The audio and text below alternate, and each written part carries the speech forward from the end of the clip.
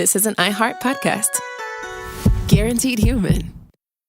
Support for the show comes from Public, the investing platform for those who take it seriously. On Public, you can build a multi-asset portfolio of stocks, bonds, options, crypto, and now generated assets, which allow you to turn any idea into an investable index with AI. It all starts with your prompt. From renewable energy companies with high free cash flow to semiconductor suppliers growing revenue over 20% year over year, you can literally type any prompt and put the AI to work. It screens thousands of stocks, builds a one-of-a-kind index, and lets you backtest it against the S&P 500. Then you can invest in a few clicks. Generated assets are like ETFs with infinite possibilities, completely customizable and based on your thesis, not someone else's. Go to public.com/podcast and earn an uncapped 1% bonus when you transfer your portfolio. That's public.com/podcast. Paid for by Public Investing. Brokerage services by Open to the Public Investing Inc. Member FINRA and SIPC. Advisory services by Public Advisors LLC, SEC registered advisor. Generated assets is an interactive analysis tool. Output is for informational purposes only and is not an investment recommendation or advice. Complete disclosures available at public.com/disclosures.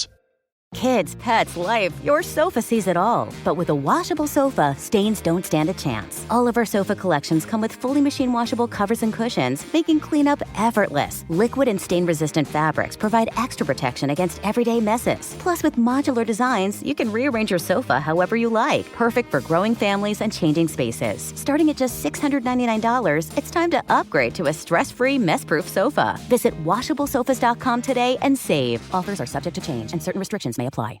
There's a difference between liking a house and actually getting it. Redfin is built to make up that difference and close the gap between finding and owning the home for you. Redfin agents close twice as many deals as other agents. So when you find a home you love, you're not a step behind when it comes to making an offer. That means less watching great homes disappear and more focus on the one you'll call home. Redfin helps turn saved listings into real addresses. Get started at redfin.com. Own the dream. Hey, this is U.S. Olympic gold medalist Tara Davis Woodhull. And I'm U.S. Paralympic gold medalist Hunter Woodhull. As athletes, our lives are about having a clear path. And a team that you can absolutely trust. So when it came to getting the best mortgage, we chose PennyMac. PennyMac is proud to be the official mortgage provider of Team USA and you. Learn more at pennymac.com. PennyMac Loan Services, LLC, Equal Housing Lender, NMLS ID 35953. Licensed by the Department of Financial Protection and Innovation under the California Residential Mortgage Lending Act. Conditions and restrictions may apply. Intro! I'm Robert Evans. This is Behind the Bastards, show where we tell you about the bad people who you don't know enough about or you want to know more about. That's the show. That's it? That's the show. Oh, okay. Today my guest is Jamie Loftus. Hi. Jamie eating a salad, Loftus. Jamie, yeah, eating a salad. I can already anticipate all the furious comments that I'll get to dip into about my, what's the word? My misophonia. Oh, really? Yeah. Oh my God. Anytime anyone ever eats on like, there's 900 comments about like my misophonia. I can't listen to someone eating. And I was like, this is the smallest problem. Well, you've hit upon a secret, which is the secret bastard of this episode. Misophonia? It's Jamie it's me. Loftus for eating a salad. I was like, the thing I'm blaming everything on? Yeah. No, you are a working person and... Listen, to all my misophonia I've heads, eaten a lot of Doritos really on this show. That's true. I mean, but that's a satisfying ASMR-induced crunch. It is. Well, it is, but so is the satisfying taste of a... I can't find a brand on your salad. You should brand your salad. I honestly don't know what it is. I know. That's frustrating. There's not enough visibility with this salad, yeah. Speaking of branding, yeah? Today we're talking about one of the all-time great branders up until about a year and a half ago, Elizabeth Holmes. Elizabeth Holmes, man, she's gone mainstream. Is there going to be there's going to be an E. Holmes connection here? It's crazy how quickly she has become a central, like a focus of the world. It seemed to all happen very quickly. Yeah, it really all kicked off in about like 2014 is kind of when she blew onto the stage. That was when I became a stan. Yeah, that's what you stand her for a while. I was a stan, yeah. Yeah. And there's elements of her that I still stan a little bit. But yeah. Change my mind, Robert. No, you know, we'll get into what she is later. Let's start by talking about her backstory a little bit here. I love a story of wealth. A story of wealth and privilege and what I will say her ethnicity is rich. Mm-hmm. Like she's of that background. We'll talk a little bit more about that later too. Cool. So, Elizabeth Ann Holmes was born on February 3rd, 1984, in Washington, D.C. Her father was Christian Holmes IV, which might key you in on the fact that her family was rich as shit, which I wrote down before. You spoiled that factor for our audience. I didn't head edit, so, Listen, I'm sorry for Heads up. spoilers. I'm just so excited to talk about Elizabeth. I know. You're a big stan. I'm a big stan. I play her on stage a lot. I know you do. Yeah. Yeah. You've got a great lab coat. I don't wear a lab coat. No, it's the Turtleneck. Turtleneck, yeah. Yeah, that's kind of the iconic look. The turtleneck and the bad hair. That's something that we have in common. What? The frizzy hair. I mean, she needs to, like, her whole thing, and I know that, we come down harder on women because of their appearance, but it's like there could have been an instructional on how to use a hair straightener more responsibly. I guess I never. Okay. This is neither here nor there. Split ends. It's crazy how many billionaires have split ends. It's like, get it the fuck together. I guess I never noticed that, but like I never do anything to my hair, and I always look like a fucking lightning strike victim. You have infinitely better hair than Elizabeth Holmes. That's so mean to E. Holmes. I know. To L Money. So, her great-great-great-grandfather, the first Christian Holmes, was a World War I veteran, inventor, and a surgeon. Part of the University of Cincinnati Medical Center is named after him, and he seems to have been a legitimately impressive dude. The family fortune, however, went back further than that, to an ancestor named Charles Louis Fleischmann, a Hungarian immigrant who founded the Fleischmann Yeast Company back in the 1800s. Oh, I forgot she was a yeast Yeah, she's fortune. a yeast fortune, which is... That's too on the nose. If you're... I gotta say, like, if you're like a rich girl going to private school, having your money come from a yeast fortune, that's a cross to bear. That's a real, like, hashtag girl boss. Yeah. Yeah. Yeah. Now, pretty much regardless of where you live, you can walk into a grocery store and pick up a packet of Fleischmann's bread yeast. I actually used to use it when I was 18, 19, and 20 to ferment hobo jug wine in my garage.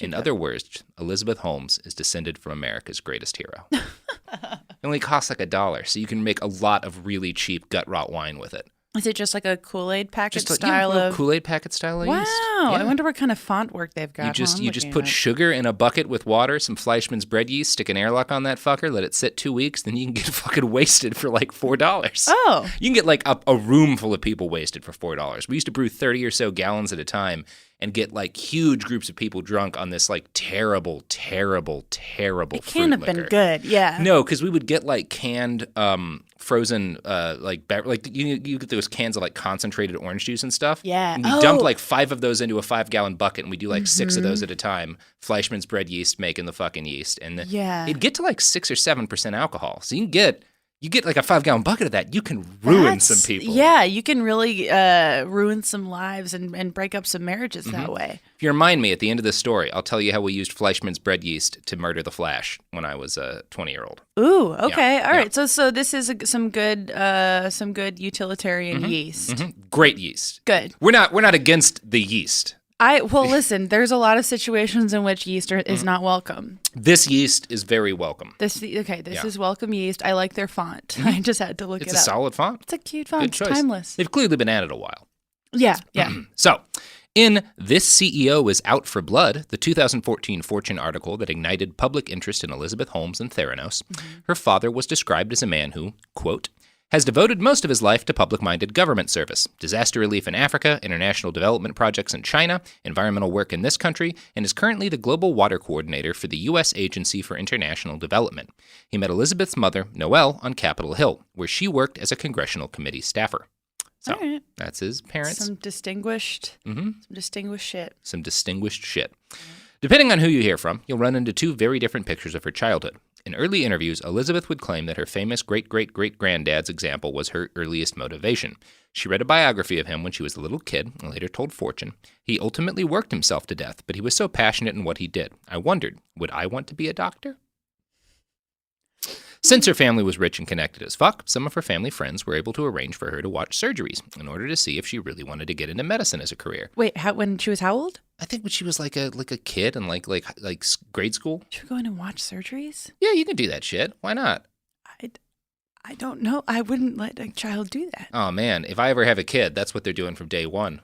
They're watching surgeries. Straight up, no kindergarten, no first grade, just surgeries. They're just They're going to theaters. Yeah, you're just going to be sitting in that OR. And you watch him take that gallbladder out. It would be kind of cool. Do you think when they had like surgeries like in theaters that you could like have your own box there? Like yeah, it's like so you can get wasted. Like, yeah, so you can get like fucked up and like cheer people on and be like, just kill him. I would love to like pop a couple of Oxy and like a bottle of Steel Reserve. Whoa. And then like smoke a cigar and watch a surgery. And like just that sounds like a hell. Yeah. Someone getting gallbladder surgery. Shit talk the surgeon. Yeah. You call that a fucking incision? You fucking fouled. Like just some gnarly stuff. God, you could make a lot of money selling that as a business. Like poor people get free surgeries and the rich get drunk and heckle them. I feel like that's like America's ready for that. Well, I was like, we're reaching a point in society where I feel like that may in fact be welcome. We just need to find a way to add some sort of. We have to add the cloud to it to make it seem vaguely tech adjacent. It's got to have that Twitch thing where everyone can comment while the surgery's going on. Exactly. Yeah. Oh, or like a Facebook live stream where it's like vote heart for kill him. Yeah. If we get 500 likes in the next hour, the surgeon will dab before he. If we get 1,000 likes, the surgeon will not perform surgery. He'll chug a 40. You can just kill people on Facebook. We might as well make it that direct rather than like nuts killing people on Facebook and using their platform to spread it. Just have Facebook. Yeah, now you can just kill people. Let's just cut out the middleman. Yeah. Let's just do what we were trying to do the whole time. This has gotten off the rails a little bit. Well. So, Elizabeth claims that she did not enjoy watching surgeries. She was utterly revolted by the sight of blood and developed a phobia of it. Quote, "The concept of sticking a needle into you and sucking your blood out," Holmes says, "has always been profoundly disturbing to her. As a child," she says, "when I knew I needed to get a test, I would really be focused on that for weeks in advance." She had a real big thing about blood, which I guess a lot of people do. I've never had I was sick as a kid, so I just grew up used to it. But I guess a lot of people, like, that's a thing. I've always been very squeamish with stuff like that. You had leeches on your body at one point. I've had leeches on my body at one point. I'm all about immersion therapy. Yeah, okay. Yeah. But I don't like blood. I can't like watch Grey's Anatomy. I can't either, but for totally different reasons. Because I hate surgery and I hate sex. My two least favorite things. See, I hate sex and I love surgery. There's plenty of shows for you. There's a million shows for you. Oh, yeah, I just watch House and touch myself all night long. It's great.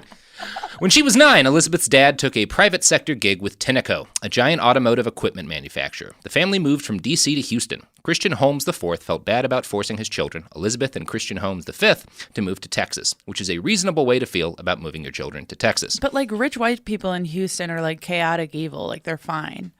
I mean, I don't want to throw too much shade on Houston because I have a lot of friends there, but I don't know anything. I don't know anyone in Houston. It's like if you built a city the density of downtown LA, but on a swamp. Interesting. Yeah. How does that affect you as a person? Well, I see you'd rather not say. It's not my favorite city, but other people like it quite a lot. All right. Now, yes, Christian Holmes IV was really concerned about moving his kids to Texas. Elizabeth tried to reassure her dad by sending him a letter assuring him, quote, "I love adventures." She said she was excited to move to Texas because it was big on science, which might be the most glaring misconception about Texas that I have ever heard. Is that Elizabeth Holmes's biggest lie? Yeah, that right there, nothing comes close to that. I have had more people that I can count explain to me angrily that the world is 6,000 years old in Texas, so I do not get that. Interesting. Anyway, in every interview that Elizabeth has ever given, basically, she's made sure the interviewer reported on the first sentence that she wrote in that letter to her dad. Quote, "What I really want out of life is to discover something new, something mankind didn't know was possible to do." So, this is the Holmes-approved version of the story. It's the one most reporters and journalists and quote-unquote journalists reported or repeated in super positive articles about Holmes and Theranos back in 2014. Right. But it is not the only version of her story. Dr. Richard Fuse is a psychiatrist who has known Elizabeth and her family since she was a wee little child. He also got embroiled in a gigantic, nasty lawsuit with Theranos over a patent issue in 2011. The whole thing was a nightmare for his family and kind of tore his life apart for years. It cost him $5 million.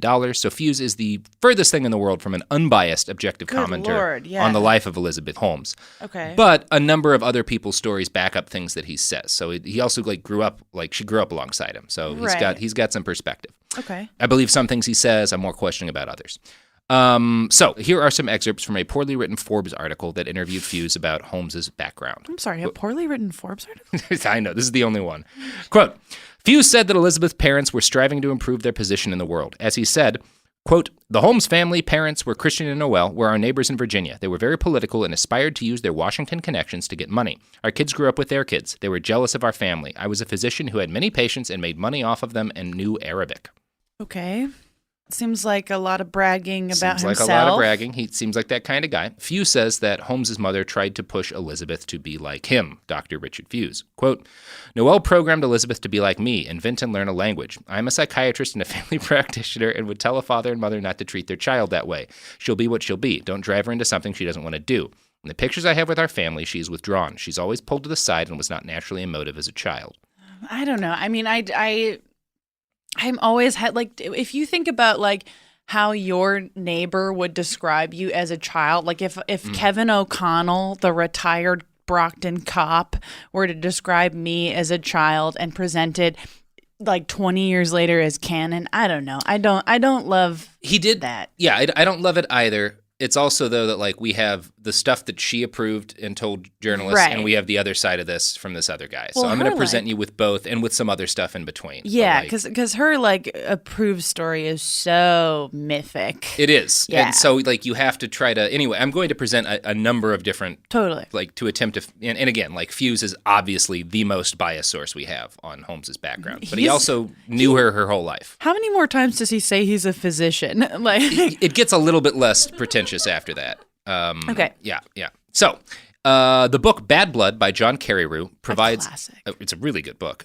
Provides additional context to Holmes's childhood ambition. It paints a picture somewhere between how Holmes wanted to be known to fortune and how Dr. Fuse paints her. Quote, "When she was 9 or 10, one of her relatives asked her at a family gathering the question every boy and girl is asked sooner or later: what do you want to do when you grow up? Without skipping a beat, Elizabeth replied, I want to be a billionaire. Wouldn't you rather be president? The relative asked. No, the president will marry me because I'll have $1 billion. These were not the idle words of a child. Elizabeth uttered them with the utmost seriousness and determination, according to a family member who witnessed the scene." So, cool. Liz the baby. I mean, I wants to just be a billionaire.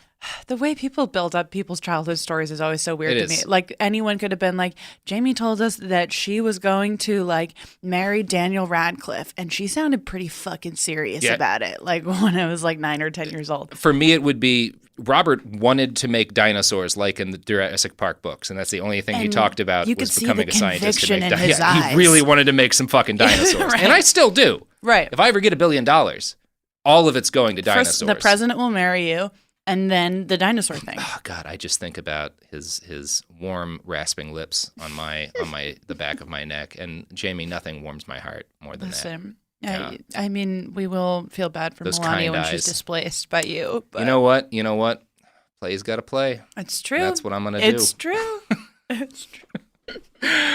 Carreyrou's interviews with people who knew Holmes as a child revealed that she was a huge fan of Monopoly and was famously competitive at the game. One of those people who demands you actually finish the game even once it becomes clear that they're going to win because you can't roll the die without landing on one of their properties.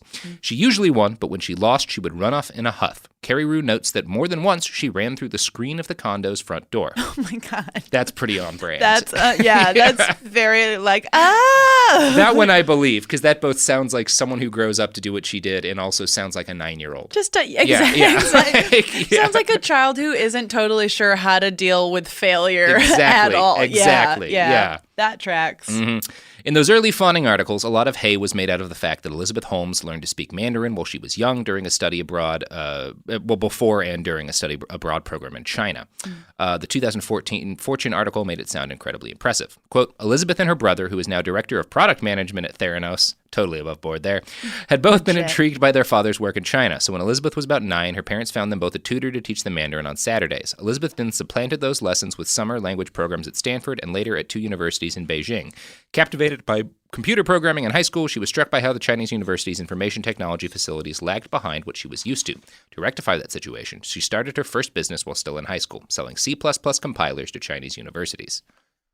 So it always starts with like a weird early scam. One of my favorite, because I have like a vested interest in girl boss scammers, right? And one of my favorite examples of that is Lisa Frank in college. She's like the unicorn art weird thing lady. The like that was 90s like the pencil folder, cases and stuff. Yeah. All the Trapper Keepers. She started by like basically stealing art and design from Native American artists and selling them at an uptick, and then like later based a lot of her designs and stuff. Like it just like there's always like an early scam. Yeah, there's always with everyone. I mean, of all genders, it's always like a proto scam. Yeah, same with John McAfee. If you go back to when he was like, they always. They're like, oh, no one's going to say anything? Okay, cool. Moving along. That's why they get good enough to do billion and multi-million-dollar scams, is because they start when they're fucking 12. I mean, there's whatever. even like a case to be made for like Billy McFarland doing something like that, where you're just like dipping your toe. The Firefest guy. Yeah. Yeah, like you're just dipping your toe in like, oh, no one's checking? Oh, this is okay? Great. Let's see how far we can, Yeah, how much further can we push this? Liz. Liz. You rascal. You rascal. So, Fuse's recollections make that period of her life sound like it's at best a little bit inflated. He alleges that she was enrolled in the study abroad program as a backdoor into Stanford. Quote, she was a fair student with low grades. Her parents had heard through their channels that she could improve her chances if she took a summer program there and learned a language. While in high school, they put her in a summer program at Stanford to study Mandarin. Now, Kerry Rue's book makes it sound a little better than that. According to his reporting, she talked her way into the Stanford summer program. Whatever the truth, she eventually went abroad to China to continue her studies. Fuse does not believe she thrived there. Quote, Elizabeth would call the house from China crying. Noelle would take the calls from Elizabeth and ask my ex-wife to pick up. Elizabeth said, the people are dirty, the hotel is filthy, and I want to come home. But Noelle would tell her to stop complaining and get with the program. Okay. So... sounds like a bratty rich kid abroad. A bratty rich kid abroad. I'm not sure what to make of her Mandarin. Some people say she was good at it, but it's one of those things like Mark Zuckerberg learned Mandarin, and you hear reports from like Chinese people that like, he's not great, but like he's able to hold a conversation and stuff. Like he's got like a basic level, and that's impressive because it's really hard to learn. I haven't run into any Chinese people commenting on Elizabeth Holmes's level of Mandarin fluency. I mean, does she have really much of a history in that country other than like early in her life? Not really. She went there several times and stuff. That's where she met Sunny Balwani. Well, because that was like talk about. Yeah. Like he was like, oh, you speak Mandarin? Hi, I'm old. A lot of people were impressed by it. And that's part of why I'm a little questioning about how good she was at it, because like everyone who's impressed by her Mandarin is a person who doesn't speak Mandarin. Right. It's like, I know Mark Zuckerberg I don't like Mark Zuckerberg, but I know he's acquired an impressive level of it because Chinese people are like, he was able to give a speech and it was like he comprehensible. does a lot of work in China. He does a lot of work in China. He married a Chinese woman. He put in the time. I don't know about Holmes. He is a hero. He's a hero. You hear he wore a tie for a whole year during the financial collapse? No. Oh, yeah. What? He's so gross. I can't stand him. Nobody can. God, that chinless dork. I'm sure he has like a 30,000 square foot house because no one in his family wants to be that close to him either. Do you think that he has one of those Bitcoin ties like that guy in the Elizabeth Holmes HBO documentary? Put a pin in it. We got to talk about the Bitcoin tie guy. I'm going to fight him and I'm going to win. If you wear a Bitcoin tie. Who the fuck do you think you are? What are you playing at, motherfucker? What's your fucking game here? Also, I want one of those ties.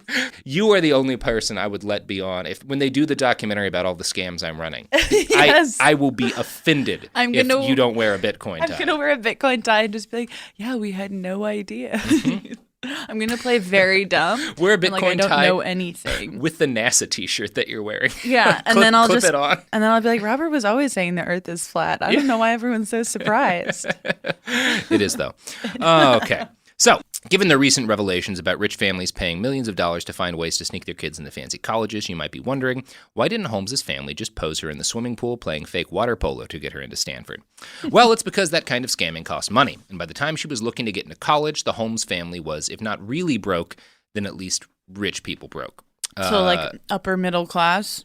Well, it's more that, like, this is what I was talking about with, like, ethnically rich as opposed to, like, just have a lot of money. Like, if you're in the NFL or you become a movie star and you get, like, tens of millions or hundreds of millions of dollars, a lot of those people, or you win the lottery, a lot of those people wind up broke eventually. Right. If you're born rich, if that's, like, really your background, your culture, your ethnicity. You're like a yeast family. You're like a yeast family. Yeah. You may never have much in the way of liquid cash, but it's impossible for you to ever be poor because of the connections that you have from growing up in that culture. Yeah. Bounce back. And that's like her dad used his connections in the early aughts to get an executive gig at Enron.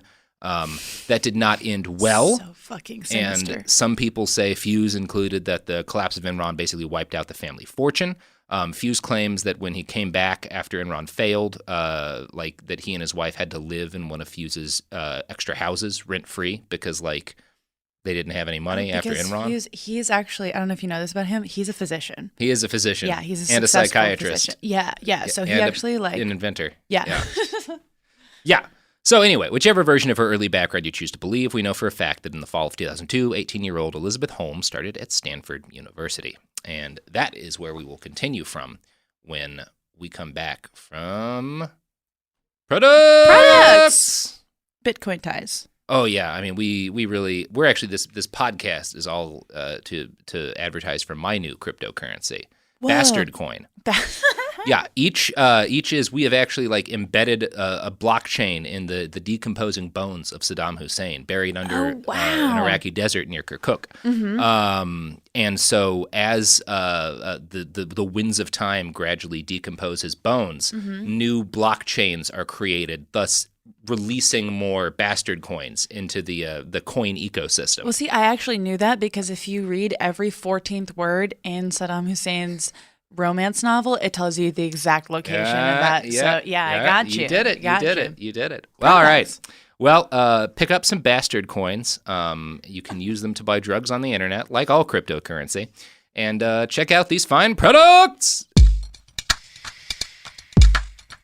Support for the show comes from Public, the investing platform for those who take it seriously. On Public, you can build a multi-asset portfolio of stocks, bonds, options, crypto, and now generated assets, which allow you to turn any idea into an investable index with AI. It all starts with your prompt. From renewable energy companies with high free cash flow to semiconductor suppliers growing revenue over 20% year over year, you can literally type any prompt and put the AI to work. It screens thousands of stocks, builds a one-of-a-kind index, and lets you backtest it against the S&P 500. Then you can invest in a few clicks. Generated assets are like ETFs with infinite possibilities, completely customizable and based on your thesis, not someone else's. Go to public.com/podcast and earn an uncapped 1% bonus when you transfer your portfolio. That's public.com/podcast. Paid for by Public Investing. Brokerage services by Open to the Public Investing Inc. Member FINRA and SIPC. Advisory services by Public Advisors LLC, SEC registered advisor. Generated assets is an interactive analysis tool. Output is for informational purposes only and is not an investment recommendation or advice. Complete disclosures available at public.com/disclosures. Tired of spills and stains on your sofa? Wash away your worries with Anabay. Anabay is the only designer sofa that's machine washable inside and out, starting at just $699. Plus, Anabay sofas are pet-friendly, stain-resistant, and feature changeable slip covers and modular pieces. Get up to 60% off site-wide with a 30-day money-back guarantee. Visit washablesofas.com to get yours now. That's washablesofas.com. Offers are subject to change, and certain restrictions may apply. Hey, this is U.S. Olympic gold medalist Tara Davis-Woodhull. And I'm U.S. Paralympic gold medalist Hunter Woodhull. As athletes, our lives are about having a clear path. And a team that you can absolutely trust. So when it came to getting the best mortgage, we chose PennyMac. PennyMac is proud to be the official mortgage provider of Team USA and you. Learn more at pennymac.com. PennyMac Loan Services, LLC, Equal Housing Lender, NMLS ID 35953. Licensed by the Department of Financial Protection and Innovation under the California Residential Mortgage Lending Act. Conditions and restrictions may apply. Let's talk about modern home shopping. It's sort of become a fun side hobby, right?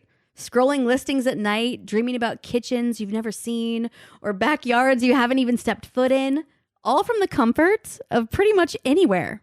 Redfin knows a lot of people like you want to own, but are stuck in this browsing mode loop. That's where Redfin flips the script. With listings that update within minutes and tours you can book right from the Redfin app, you can see your dream home the moment it appears. Now, liking a listing is easy, but actually landing it, that's where Redfin comes in. Redfin has over 2,200 agents with local expertise. And Redfin agents close twice as many deals as other agents. That means they want to help you win, not just window shop. Redfin is built to help you go from just looking to wait, this could actually be home. So become the newest neighbor on the block. Visit redfin.com to start finding and start owning. That's redfin.com. We're back. Where's Lizzie? She at She just Stanford? started Stanford. Oh, good. I'm sure this ends well. S-Fizzle. Yeah. I don't know why I'm doing that a lot today. Elizabeth Holmes was, by most accounts, a diligent student and a diligent partier. John Carreyrou writes, quote, Outside of the long hours she put in at the lab, Elizabeth led an active social life. She attended campus parties and dated a sophomore named J.T. Batson. Batson was from a small town in Georgia and was struck by how polished and worldly Elizabeth was, though he found her guarded. She wasn't the biggest sharer in the world, he recalls. She played things close to the vest. She also wore a lot of vests. I don't think that's what he meant there, but she definitely wore a lot of vests. But it was a Freudian slip, yeah. Yeah, she was a big vest fan. She wore a lot of vests. I love a good vest. I'm a big vest guy myself. And she knew how to wear a vest. And she did know how to wear. Nobody's saying she was not dressed well for the job. Where is the conversations about how Elizabeth Holmes could really wear a vest unlike any other scammer? I feel like you should be on her legal team. Mark Zuckerberg doesn't wear a vest. No, Mark Zuckerberg and barely he still wears gets to have his T-shirts. job. I know. It's just disgusting. He also helped with a couple of ethnic cleansings. Oh? I still have nightmares about that episode. It's hell. It's hell. By her sophomore year at Stanford, Elizabeth Holmes seems to have gotten fed the hell up with college, which is understandable. Rather than dropping out to, say, smoke a ton of weed and eventually become a podcaster, Holmes sat down with her chemical engineering professor, Channing Robertson, and said, let's start a company.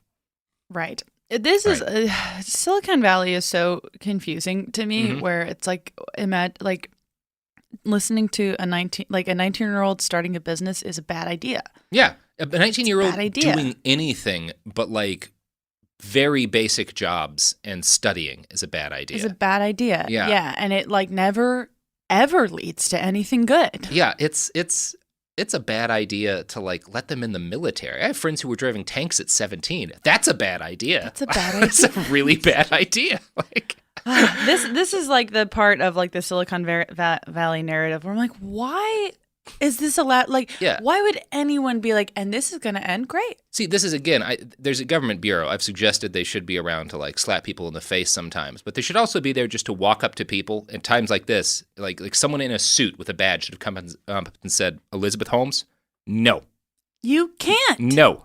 You gotta learn science first. Go wait tables for a year. Like do a job that's like useful to people and, you know, like isn't starting a company and getting millions of dollars in venture capital funding, and learn things and live in the real world for a while. Yeah, learn how to, you know, be a person for a spell, Elizabeth. She might have to now. Yeah, she might have to now. That is. Yeah. Anyway, Robertson, the guy she went to, the professor she went to and said, let's start a company, had done seminars on drug delivery devices, stuff like nicotine patches, and even more advanced things like small, clear contact lenses that could deliver glaucoma medication, super advanced, non-invasive ways to deliver drugs. Cool stuff. Elizabeth approached him with the design for a wearable patch that would deliver both the drug and monitor the patient's blood in order to adjust the dosage of that drug. Now, Robertson had only known Elizabeth Holmes for a year, and she was one of many, many, many, many, many undergrads he'd worked with. But he told Fortune magazine, quote, I knew she was different. The novelty of how she would view a complex technical problem, it was unique in my experience. I remember her saying, and we could put a cell phone chip on it, and it could telemeter out to the doctor or the patient what was going on. And I kind of kicked myself. I consulted in this area for 30 years, but I'd never said, here we make all these gizmos that measure and all these systems that deliver, but I never brought the two together. So... He was impressed with her. Okay.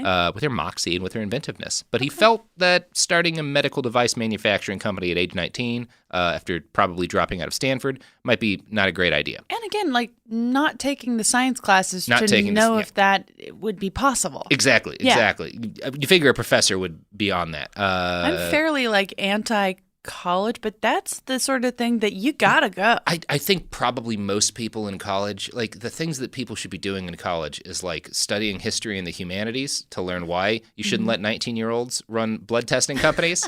And also spending 8 years to learn how to like be a doctor and design medical devices. Those things seem like you need college. You do need training, yeah. Like you don't need college to do what I've done, which is just go put myself in dangerous places and write about it. No, and we've gotten so deeply in debt to do things that require really like just common sense. Yeah, exactly. So everyone out there, drop out. Drop out of college, but don't start companies. Never start a company. Or at least not medical device companies. Start a podcast company. That's like, who cares? Anyone can do that. If you fail, and we all will at some point. We all will. This bubble gonna burst. This bubble, I feel it. I feel it pushing against the surface of my skin every single morning. Yeah. But, you know, it'll be a fun ride for then. That's just the life we chose. Anyway, Robertson, asked her why she was hell-bent on doing all this right now while she was still a teenager. Holmes responded, quote, because systems systems like this could completely revolutionize how effective healthcare is delivered. And this is what I want to do. I don't want to make an incremental change in some technology in my life. I want to create a whole new technology, and one that is aimed at helping humanity at all levels, regardless of geography or ethnicity or age or gender. Now, I think that's really important, because I think that exact sentiment, whether or not they've ever said it, is exactly what is constantly going through the minds of Mark Zuckerberg, Elon Musk, all of these fucking guys. Basically all of them but Bill Gates. Like, yeah. Call out. No, I mean, I think he's the one who didn't, like, he was always more of like a grounded kind of like he's a decent engineer, but he's more of just like he knows how to run a business, and he's like shitty, like he's did a lot of dickish things running a business. Sure. But he wasn't like irresponsible. He was just like kind of an evil corporate overlord, and then he dedicated his life to curing malaria. Right. Which, yeah. It's like, sure, that's something. Okay. I guess that's something. I don't know. Yeah, once she gets into like all the like the tech company statements of grandeur of like how their technology will somehow make the world a more equal place when it always does the opposite, is freaky stuff. Especially when it like comes to like a hashtag girl boss, like Elizabeth Holmes, who constantly has to like leverage her own identity as a way of getting ahead. It's just so sinister and shitty and bad. Well, and it's that line in the middle. I don't want to make an incremental change in some technology. Like, that's why Elon Musk tried to build that child coffin during the rescue, because he was like, I don't want to just like give some money to experts so they can slowly and agonizingly and in a very unglamorous way save a dozen lives. No. I want to build a sexy thing out of rocket parts, and I want there to be like old school newsreel footage of me emerging the hero of the situation. But no, sometimes you just need to very slowly and laboriously teach kids how to use breathing devices and agonizingly pull them through tunnels to save their lives, because that's what works. And sometimes you just have to accept your own limitations and be like, okay, I have the money to make this happen. Let me give money to people and not then call them. Didn't he call like one of the rescuers a molester? He called him a pedophile. I'm just like, you're the most juvenile fucking a man who just not Joe slept Rogan for a week to chode. save a dozen children. He's like, yeah, he's a pedophile. I'm like, he's a seventh grader. A man that like the U.S. Army and like the Thai Navy divers were all like, oh yeah, we wouldn't have saved those dozen children without this guy. He's like, fucking pedophile. Everyone has very different opinions of Elon Musk, but there's no doubt that he is always finding new ways to embarrass himself. You know, if he's like really an innovator, and I think more so than anywhere else, he has innovated embarrassing yourself as an adult. It's really incredible. Just stop tweeting, man. We would all still like you if you'd never used Twitter. Log out. Elon Musk shouldn't be on podcasts. If he was just a guy with a cool name who owned a rocket company and a car company, I'd like him. Who got rich and did something about his hairline. Yeah. Great. Sure. Good for you. Oh, yeah, we need electric cars and rockets. Fine. That's great. Stick to that. I don't want to look at you. And I don't want you to. I liked Grimes a lot in college, and he took that from me. We all liked Grimes a lot in college. He took that from everybody. It's painful. Man, fuck that guy. It's painful. Anyway, probably lost a lot of listeners from the Elon Musk shade, but the episode on him's coming. Listen, I mean, I have no distinct opinion on him other than he's an embarrassing person. They didn't call him the PayPal Mafia for entirely good reasons. That's a really embarrassing name. Yeah, but like the PayPal Mafia. That's so gross. Like it kind of fits. In the literal sense of stealing money. I look forward to that episode. Then. Yeah, we'll talk about that. All right. So, Robertson told Fortune that when Elizabeth Holmes said this thing about not wanting to do incremental change was the moment he realized what Elizabeth was. I realized I could have just as well been looking into the eyes of a Steve Jobs or a Bill Gates. And I do think he was half right there, but we'll get to that later. He was looking in the eyes of a shameless capitalist? Oh, just a Steve Jobs. Yeah. So Steve Jobs was a type of shameless capitalist, mm-hmm. but I think she's the exact same kind of person as Steve Jobs. I don't think that was all an act. We'll talk about that a little bit. Okay. Elizabeth decided that come hell or high water, she was going to start her own damn company. She announced this to her father during a break from classes. He was not happy to hear that she was dropping out, and he urged her to finish her degree. She responded, "No, Dad, I'm not interested in getting a PhD. I want to make money." In the spring of her sophomore year, she broke up with her boyfriend, explaining that this was because she was starting a company, which obviously wouldn't leave her much time for, fucking that D. I actually wrote that D. Oh, JT's D. R.I.P. JT's D. R.I.P. JT's D. Damn. Yeah. JT's D is out there somewhere wilting. Wilting. Poor guy. Poor D. Well, I'm sure he's fine. Yeah, he's probably. I mean, I'm sure he's a rich kid too. It's fucking Stanford, right? Yeah, you're fucking fine. He's fine. He probably works at Facebook.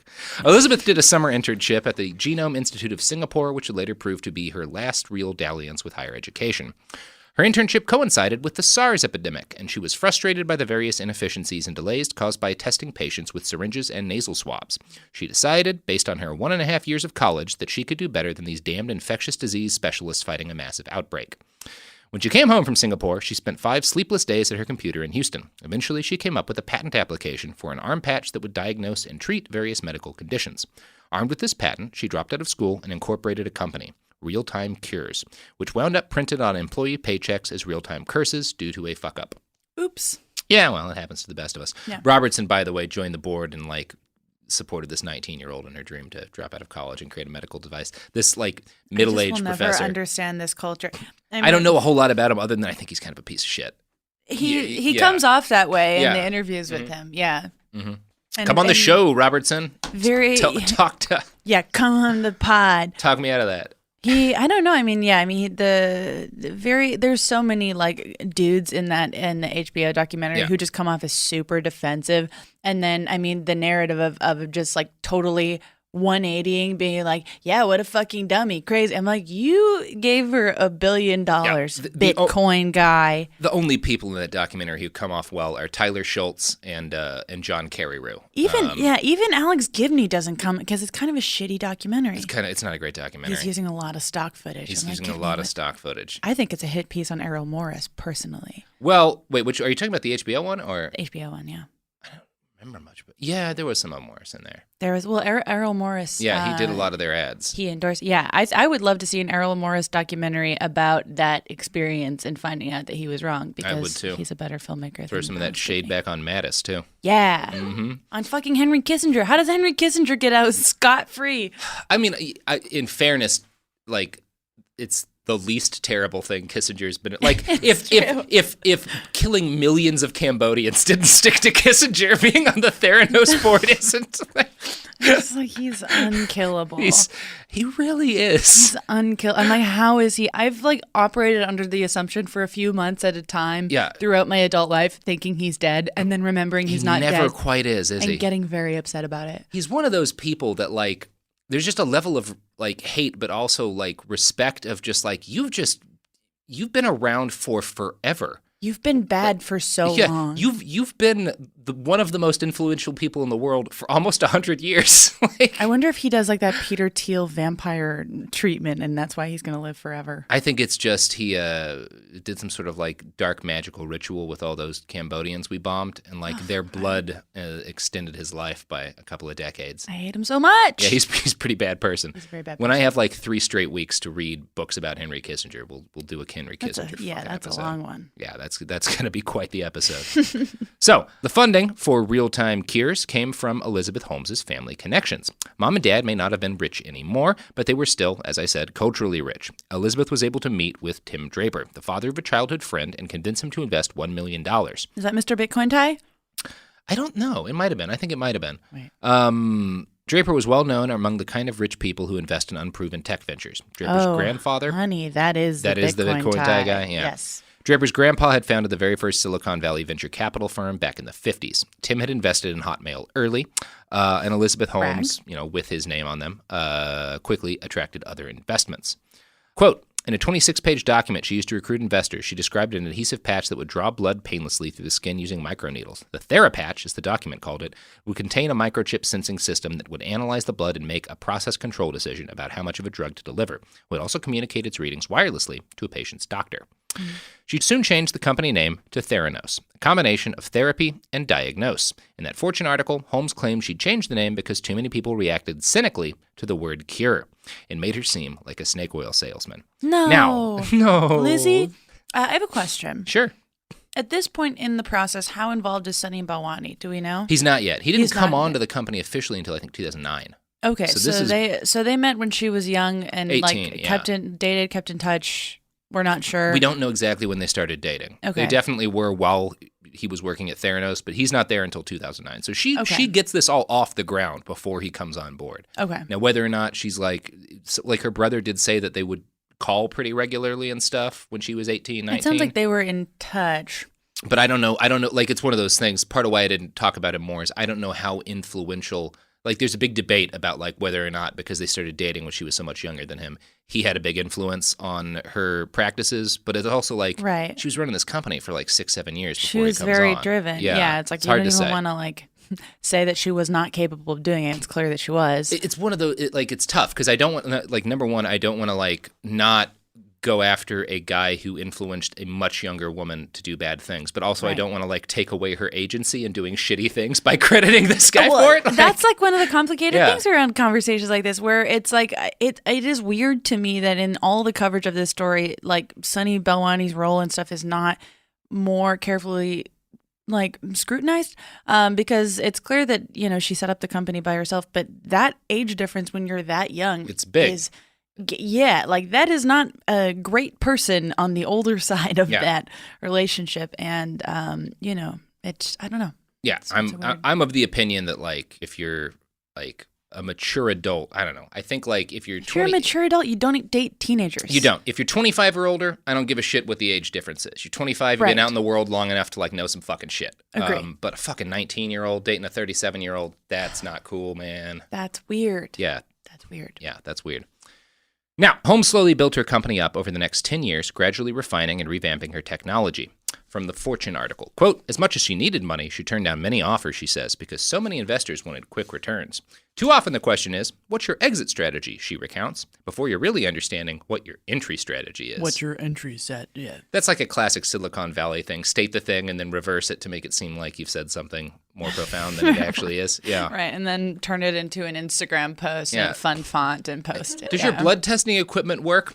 The question is, does current blood testing equipment really work? Well, I mean, like, they told me I had hepatitis. And she's like, well, and then she tastes your blood on the little tip of her tongue. She's like, you do have hepatitis. And now I do too.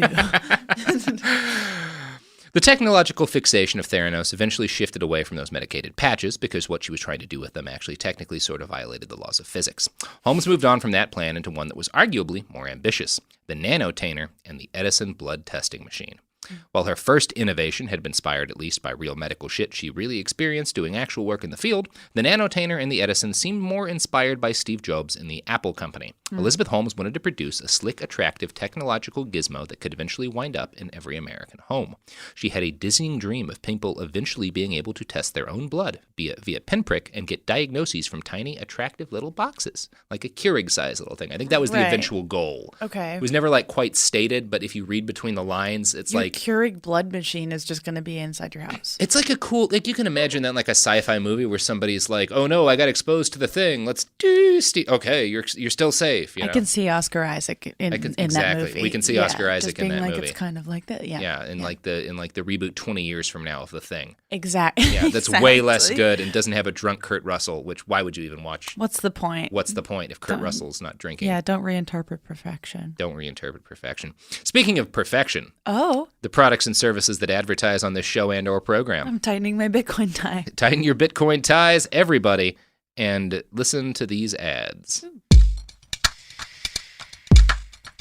Support for the show comes from Public, the investing platform for those who take it seriously. On Public, you can build a multi-asset portfolio of stocks, bonds, options, crypto, and now generated assets, which allow you to turn any idea into an investable index with AI. It all starts with your prompt. From renewable energy companies with high free cash flow to semiconductor suppliers growing revenue over 20% year over year, you can literally type any prompt and put the AI to work. It screens thousands of stocks, builds a one-of-a-kind index, and lets you backtest it against the S&P 500. Then you can invest in a few clicks. Generated assets are like ETFs with infinite possibilities, completely customizable and based on your thesis, not someone else's. Go to public.com/podcast and earn an uncapped 1% bonus when you transfer your portfolio. That's public.com/podcast. Paid for by Public Investing. Brokerage services by Open to the Public Investing Inc. Member FINRA and SIPC. Advisory services by Public Advisors LLC, SEC registered advisor. Generated assets is an interactive analysis tool. Output is for informational purposes only and is not an investment recommendation or advice. Complete disclosures available at public.com/disclosures.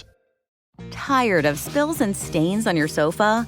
Wash away your worries with Anabay. Anabay is the only machine washable sofa inside and out, where designer quality meets budget-friendly prices. That's right, sofas start at just $699. Enjoy a no-risk experience with pet-friendly, stain-resistant, and changeable slip covers made with performance fabric. Experience cloud-like comfort with high-resilience foam that's hypoallergenic and never needs fluffing. The sturdy steel frame ensures longevity, and the modular pieces can be rearranged anytime.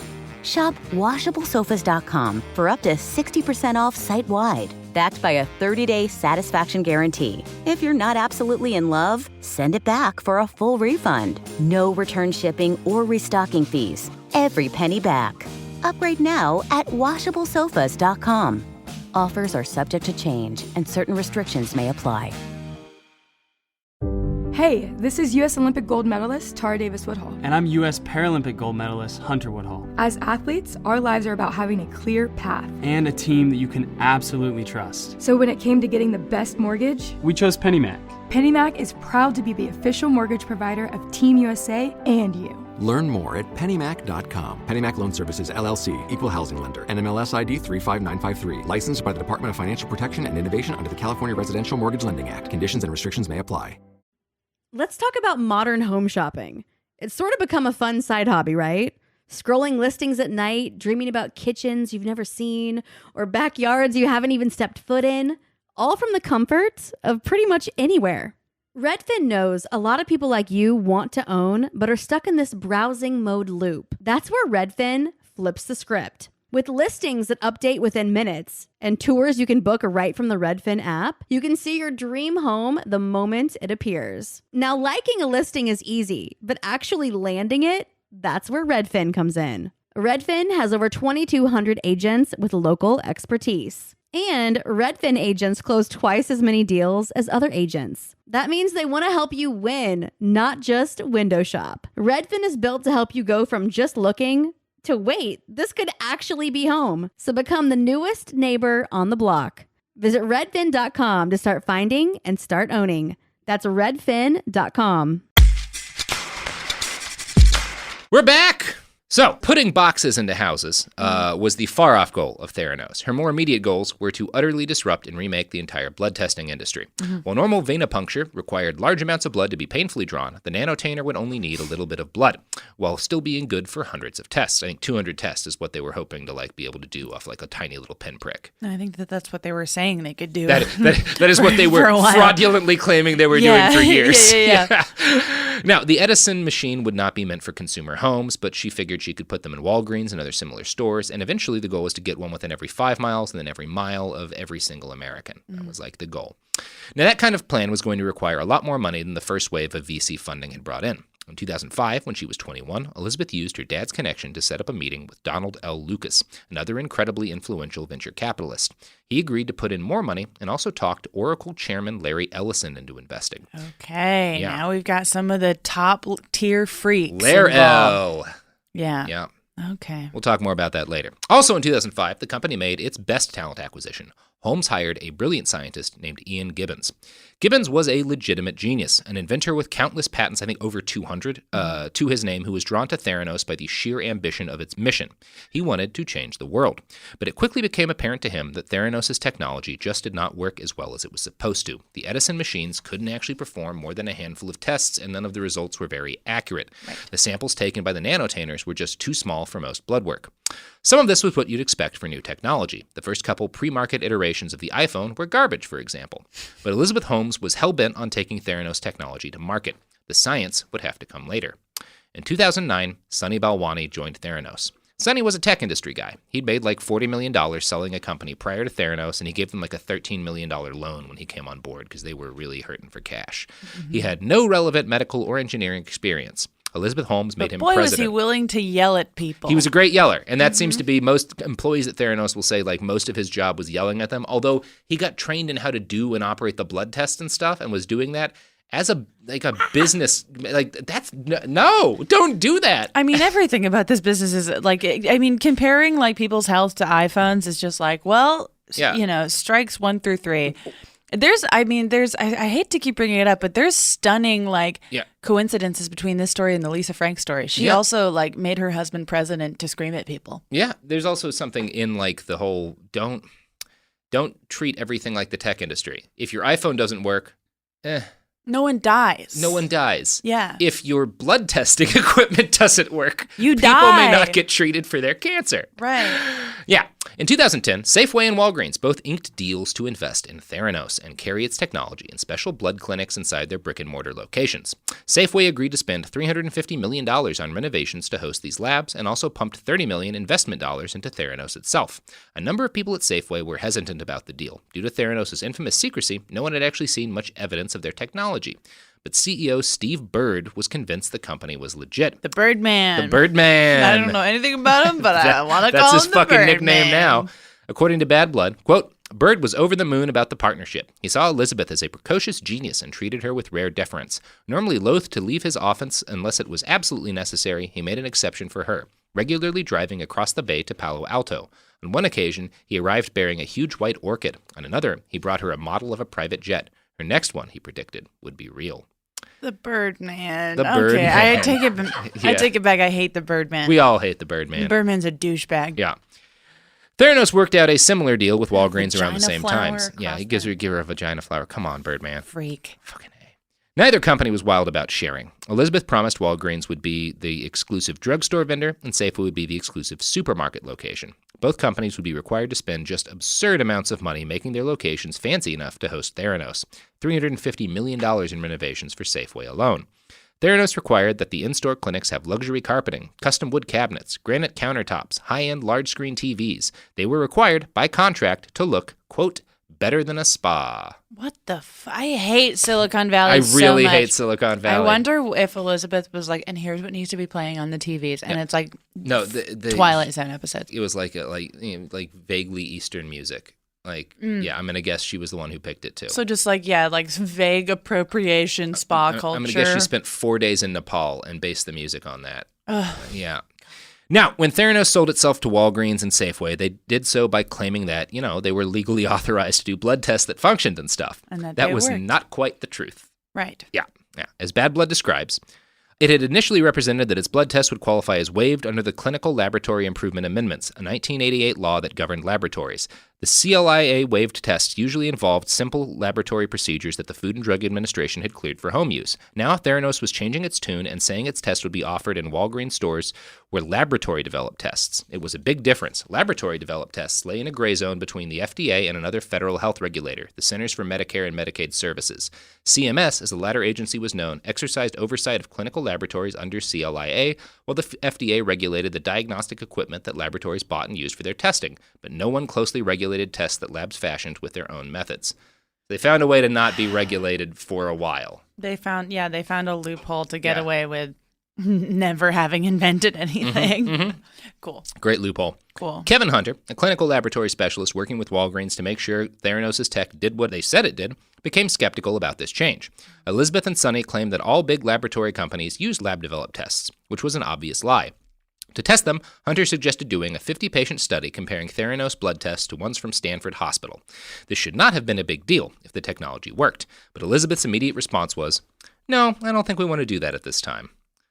Hunter warned his bosses at Walgreens that shit looked shady. He pointed out that when Theranos had drawn the blood of Walgreens' president of pharmacy business, they'd never actually provided him with his test results. Hunter's boss said, quote, "We can't not pursue this. We can't risk a scenario where CVS has a deal with them in 6 months and it ends up being real." Right. Fucking business right there. Jesus Christ. Theranos was scheduled to open Theranos Wellness Centers in dozens of Arizona Walgreens in 2013. As Elizabeth Holmes struggled to keep anyone at Walgreens from finding out that her shit didn't work, she decided it was a good time to sue Richard Fuse. Now, Fuse had basically created a patent out of spite that Elizabeth Holmes hadn't consulted him, her own neighbor, before starting her company. He's a physician. Yeah, he's a physician. He's also a psychologist. He's a physician, psychiatrist, inventor. Cool guy. I think he called his patent like the Theranos killer or something. It was like patenting a way to do the same thing they were trying to do, just to be a dick. Pathetic. He seems like a dick, yeah.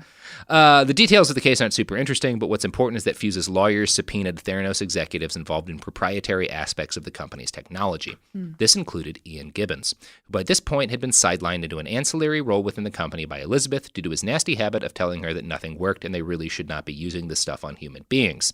I'm going to quote from a great Vanity Fair article on the fall of Theranos by Nick Bilton. Quote, Gibbons didn't want to testify. If he told the court that the technology did not work, he would harm the people he worked with. If he wasn't honest about the technology's problems, however, consumers could potentially harm their health, maybe even fatally. Holmes, meanwhile, did not seem willing to tolerate his resistance, according to his wife, Rochelle Gibbons. Even though Gibbons had warned that the technology wasn't ready for the public, Holmes was preparing to open Theranos wellness centers in dozens of Walgreens across Arizona. Ian felt like he would lose his job if he told the truth, Rochelle told me as she wept one summer morning in Palo Alto. Ian was a real obstacle for Elizabeth. He started to be very vocal. They kept him around to keep him quiet. On May 16, 2013, Ian Gibbons received a phone call from Elizabeth Holmes. She told him that she wanted to meet with him the next day in her office. He asked his wife if she thought Holmes was going to fire him. Rochelle said yes. That night, Ian Gibbons attempted suicide by taking an overdose of pills. He survived, but the pills did tremendous damage to his 69-year-old body. 1 week later, he died in the hospital. That is like one of the most devastating elements of this entire story. Because it was clearly just like a really brilliant guy who like couldn't take emotionally like failing at something like this and being like, and it seems like she was really abusive to him, and like Sonny was too. It absolutely sounds like Elizabeth was like the like gaslighter, and then Sonny was the enforcer. Yeah, exactly. It's fucked. It's incredibly sad. Yeah. In 2014, that Praiseful Fortune article dropped. On the surface, things looked great for Theranos. On February 4th, 2014, the partner fund bought more than 5.6 million shares of Theranos at a price of $17 a share, bringing in $96 million and raising Theranos' overall value to $9 billion. Overnight, Elizabeth, owner of more than half the company, became a multi-billionaire. Fortune made a huge deal about Holmes being the youngest female self-made billionaire in history, which would have been a hilariously inaccurate term for her even if her technology worked. That's really, some of my favorite apologies surrounding this story are the guy who wrote the Fortune article who's like almost crying. He's like, I didn't check anything. It's like, well, he did check things, but he checked things with the people Theranos put forward for him to check. He used their sources. So it's and you see with John Carreyrou what a good journalist does when people say stuff like this. You don't be like, ask my mom. Like, no. Yeah. Oh, that was a funny apology though. Yeah. The article that Fortune guy wrote really hammered in the idea that Elizabeth was a brilliant inventor. Today, Holmes is a co-inventor on 82 U.S. and 189 foreign patent applications, of which 18 in the U.S. and 66 abroad have been granted. Those are in addition to 186 applications Theranos has filed worldwide that don't list Holmes as an inventor, of which 18 have already been granted. Now, Dr. Fuse alleges that this was bullshit, and this is one of the things I really do believe him on. He says that Holmes basically used legal trickery to take partial credit for the work of Dr. Ian Gibbons, a dead man. That sounds correct, yeah. Even though it was funded early on, Theranos used a patent writer rather than a law firm to draft its patents. The patent writer does not have a fiduciary duty to study prior art, so they just put her name on the patents, including ones that overlapped with what Gibbons had invented at a prior company. So that's fucking despicable. Stealing the work of a dead man, pretty messed up. The only dead man who could have like made your stuff work? Yeah. Pretty gross.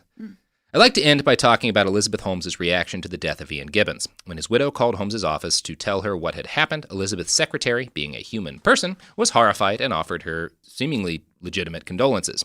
She promised to notify Holmes at once. Elizabeth never reached out to Rochelle. Instead, she had someone else call the new widow and demand she returned any Theranos property Gibbons had kept at his home. She also threatened to sue her if she talked to anyone. So... She is. I mean, it's interesting hearing how many things about her do line up with her clearly modeling herself after Steve Jobs of just being a relentless asshole. Because Steve Jobs would never have reached out to a dead coworker's family. No. Like he was a tremendous asshole. He was a huge. He didn't shower for weeks at a time and just made everyone deal with it. Openly hostile to everyone around him, and it's and you know his products. Woz he stole came through. $5,000 from the Woz. Treasure Ian Gibbons the Woz. was her the Woz. Do you remember when Woz, she killed him? Woz dated Kathy Griffin for a second? Oh, good for the Woz. Some great pics of them. I'm very pro Woz getting it in. I'm sure he's horrible too, but he's sweet. No, he's not. Cute. You know how you know the Woz is a good guy? Him. He made like $300 million, and then he instantly blew it all hosting a series of giant concerts. I did know Like, that. He just, and then now he just is just a guy. Everyone should look up the Steve Wozniak, Kathy Griffin pics from when they were a couple. They seem so happy. Yeah. But it's like, it's crazy that, like, you know, she so clearly modeled herself after. Aww. They're cute together. I bet he's really nice. I've never heard a bad thing about the Woz. I hope he's a good. I mean, if there's one good person in Silicon Valley, it's gotta be it would be a him. miracle. Yeah, but I don't know. It's weird the way that she. You know, you can't fuck with people's health. Number one. I'm glad no one died because of Theranos. Probably. I do think that Other the than way that Gibbons. girl bosses versus boy bosses are treated when they are like, people really relish in the takedown of women in business. Because nobody even. And she deserves it, but it's just it. like people relish it in a way that makes me uncomfortable. One of the most heartbreaking things I ever read, because I covered Steve Jobs, the first journalism job I had was in tech journalism. It was while Jobs was still alive and still running Apple, and so like you would have to write something about him and his company every like week or two because it was fucking Apple, and this is like when Apple was, everything was blowing up there. And I read a book about the founding of the company. And one of the stories in it is that when he and Woz, before they founded Apple, like they got contracted with Atari to like make a product. And of course, Jobs got them the contract and Wozniak did all the actual work. And then Jobs, they were supposed to split it 50-50, but Jobs stole $5,000 from Wozniak. Such a fucking scumbag. When Wozniak found out about it years later, it was because like an interviewer asked him about it. And he was like in tears about it. Like, because he hadn't known it, and he just like thought this guy was his friend. And he's like, he never gave a shit about you. He just knew you were a genius. Was that you naive little sweetie pie? I know. It's a heartbreaker. May there never be a Behind the Bastards about Woz. I don't know that I can emotionally take writing that if there is anything terrible about it. I can never, in good conscience, trust a man in tech to be good. Yeah. But I hope that he ends up being good. I can occasionally trust like an engineer and a scientist, although they also make our terrorists. But you could occasionally like those guys, like the guy, like it's the people who are running the companies. Like there's some decent couple, one or two, surely. What do you think about the Elizabeth Holmes movie being made? I think it's probably going to be gross, right? Yeah, probably going to be really gross. I think miss me with it. I don't want it. Yeah, I don't want it. I can't imagine it being tasteful. I don't need Jennifer Lawrence to play Elizabeth Holmes. I don't need that. I don't need that. I would like an honest movie about Steve Jobs, where because he was a grifter. You want another movie about Steve Jobs? I want an actual movie about what he was. We got that's the Ashton Kutcher one, no, Robert. No, it's not. I love the Ashton Kutcher one. I got blackout drunk on my 21st birthday and saw it in theaters. That sounds awful, actually. I love the part where he walks through the fields and he's like, I have an idea for computers. I love it. You play it. He's a grifter. He's a horrible grifter. He was always a grifter. He was a grifter who did the same thing Elizabeth did, is he like had these demands for a product that nobody could build. And he just stuck to his demands for the product until they could. And he got lucky that they got it right. And it was lucky that it was a good idea, because if it wasn't a good idea, he still would have stuck to it with... Holmes had a good idea, too. They both, you can't be a good grifter unless you understand what people want. And that's why Jobs was a great person to make certain decisions about, like, what do we want in a smartphone? Because people had tried smartphones. He was the first his one legitimate, brilliant thing was understanding what people wanted in a device they were always going to have on them. Right. Like, that was his one real innovation. Because, like, fucking everything at the first Apple was Wozniak that was any good. Right. Well, it sounds like the mistake is truly just like putting people's lives at risk. Yeah. Because you could fuck up the iPhone a million times and no one would die. Exactly. And we all want what Elizabeth Holmes was selling. We all want like a thing that just takes a tiny drop of blood and then it can do all these tests. Sounds great. Sounds great. But it just isn't possible. You got to know how to do it. Yet. Eventually they'll probably figure it out. Oh, Liz. Well, that's the episode. We've got a part 2 coming up on Thursday where we'll get to the rest of this sad story. But Loftus, you want to plug some pluggables up in the P zone, as we call it here at the B zone? Oh, we call it the P zone and the B zone. I kind of hate it, but I like it. Yeah. Okay. We'll pop an air horn in there in editing. Okay. Nailed it. You can listen to the Bechdel Cast every week on Thursdays. That's the podcast I host with Caitlin Durante, where we talk about women in movies. I'm doing a show called Boss Whom Is Girl. I'm touring across the country later in the summer. Yeah. So you can go on my website or my Twitter at Jamie Loftus Help to find out more about that. Now that everyone knows who Elizabeth Holmes is, You listener, I have to make some tweaks. You could hear Jamie Loftus be Elizabeth Holmes in Cleveland? They're not in Cleveland. Well, that's you can't. If you're in Cleveland, never mind. Unfortunately, I'm not going to plug you it. will then. have to fuck off. Yeah. No, and I'm not playing Elizabeth. I'm playing like a fictionalized character. Yeah. There's a lot pulled from her. But if you live in New York, Philadelphia, Boston, LA, or Chicago, you'll be able to see it. Well, if for some reason you live in one of those non-Cleveland cities, check out Jamie Loftus's Boss Whom Is Girl. You can find me on Twitter at IWriteOK. You can buy T-shirts at tpublic.com. Behind the Bastards. We have shirts. You can put them on your body, hide your nakedness, cover up your bits. Shame. All of those things are options with TeePublic. Your bits will be packaged. Is this show sex positive or sex negative? Both. Oh, okay, good. Yeah, we're positive of the concept of sex, negative about people having People joy. doing it. Yeah, okay. no, just negative about joy. Oh, if it's like joyless, joy hateful negative. sex. I love that. I have another podcast called It Could Happen Here. It's horrifying and sad. Listen to it. Hard sell. Yep, hard sell. Every Wednesday. Sophie's saying every Wednesday. Sophie's saying every Wednesday. I love about 40% of you.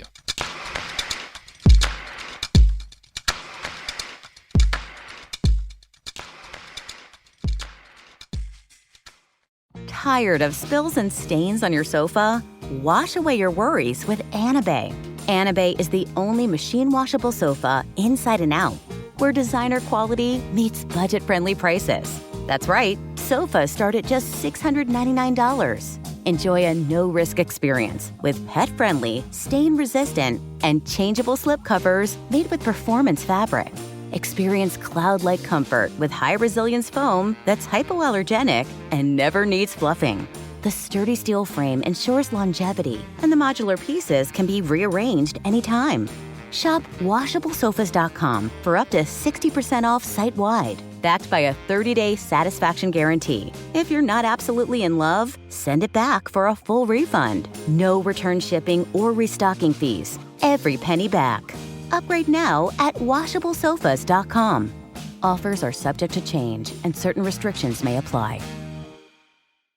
There's a difference between liking a house and actually getting it. Redfin is built to make up that difference and close the gap between finding and owning the home for you. Redfin agents close twice as many deals as other agents. So when you find a home you love, you're not a step behind when it comes to making an offer. That means less watching great homes disappear and more focus on the one you'll call home. Redfin helps turn saved listings into real addresses. Get started at redfin.com. Own the dream. This is Bethany Frankel from Just Be with Bethany Frankel. Most dog food is marketing, not nutrition. That is why Biggie and Smalls eat just food for dogs, real 100% human-grade food with ingredients I actually recognize. And yes, I do see the difference. Better digestion, healthier skin, more energy, dogs that feel better, my babies. If you've been on the fence about switching, stop overthinking it. What's more important than your furry babies and their health? Go to justfoodfordogs.com right now and get 50% off your first box. No code needed. Just try it.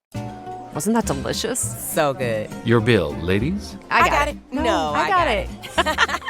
Seriously, I insist. I insisted first. Oh, don't be silly. You don't be silly. People with the Wells Fargo Active Cash credit card prefer to pay because they earn unlimited 2% cash rewards on purchases. Okay, rock, paper, scissors for it. Rock, paper, scissors, shoot. No! The Wells Fargo Active Cash credit card. Visit wellsfargo.com/activecash. Terms apply. This is an iHeart podcast. Guaranteed human.